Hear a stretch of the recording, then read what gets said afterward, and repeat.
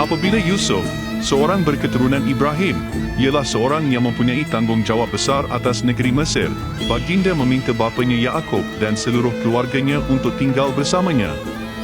Mereka tinggal di sana selama bertahun-tahun lamanya sehingga Yaakub, Yusuf, semua adik-beradiknya dan seluruh generasi mereka mati. Anak-anak generasi kedua orang Ibrani bertambah banyak dan berganda sehingga memenuhi tanah Mesir. Firaun baru pada masa itu tidak mengenali Yusuf. Dia sangat takut dengan bertambahnya bilangan orang Ibrani sehingga dia berkata kepada kaumnya, "Kita memerlukan strategi untuk menghalang mereka daripada bertambah ramai sekiranya mereka bergabung dengan musuh kita dalam peperangan melawan kita dan mengusir kita dari negeri kita." Oleh itu, dia memerintahkan untuk mengaibkan mereka dengan menugaskan mereka dengan kerja yang lebih berat. Namun, semakin mereka mengaibkan dan meletihkan orang Ibrani, semakin bertambah bilangan mereka. Orang Mesir semakin takut kepada mereka, lalu memperhambakan mereka dan semakin keras terhadap mereka sehingga mereka menderita sengsara. Firaun juga memberi perintah kepada bidan-bidan, apabila wanita Ibrani melahirkan anak, jika bayi lelaki, bunuhlah dia, tetapi jika bayi perempuan, biarkan dia hidup. Bidan-bidan itu takut kepada Allah dan tidak mematuhi perintah Firaun dan tidak membunuh bayi-bayi lelaki yang baru lahir. Apabila Firaun bertanya sebabnya, mereka berkata, "Wanita Ibrani sangat kuat, tidak seperti orang Mesir. Mereka selalu melahirkan anak sebelum kami sampai kepada mereka." Maka Firaun memberi perintah kepada kaumnya untuk mencampakkan ke dalam sungai Nil setiap bayi lelaki Ibrani yang baru lahir.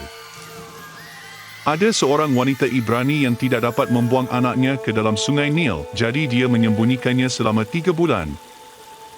Apabila dia tidak dapat menyembunyikan bayi itu lagi, dia memasukkannya ke dalam bakul dan melepaskannya di sungai Nil. Kakak kepada bayi itu terus memerhati dari jauh untuk melihat apa yang akan berlaku kepadanya. Puteri Firaun sedang berenang di sungai Nil bersama hamba-hambanya. Dia melihat bakul itu. Apabila dia membukanya, dia menyedari bahawa bayi itu ialah seorang Ibrani daripada umat Allah.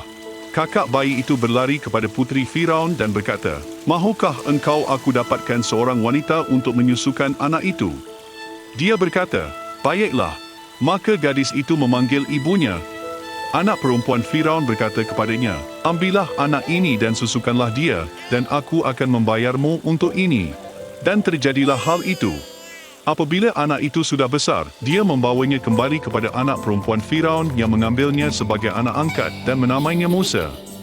Musa dibesarkan olehnya di istana dan Musa menguasai semua ilmu sains dan kebijaksanaan Mesir. Pada suatu hari, Musa pergi melawat kaumnya. Baginda melihat seorang Mesir memukul salah seorang daripada kaumnya.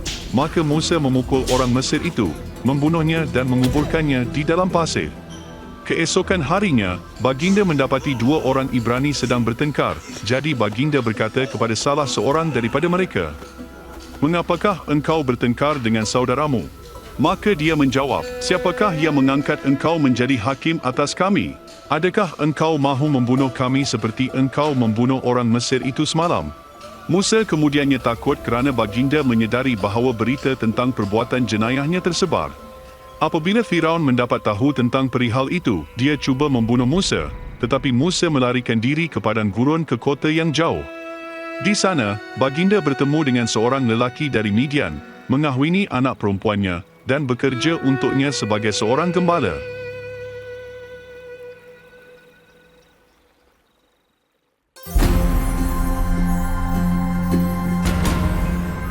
Ibu Nabi Musa, kakak Nabi Musa, dan bidan-bidan memilih untuk tidak mematuhi perintah Firaun walaupun hal ini bermakna mereka akan mempertaruhkan nyawa mereka. Mengapa? Apakah yang membuktikan bahawa Nabi Musa tahu baginda berasal dari keturunan Ibrani walaupun baginda dibesarkan di istana sebagai anak Firaun? Oleh sebab satu peristiwa, hidup Nabi Musa berubah sepenuhnya. Bagaimanakah dengan anda? Apakah satu peristiwa yang menyebabkan hidup anda berubah sepenuhnya?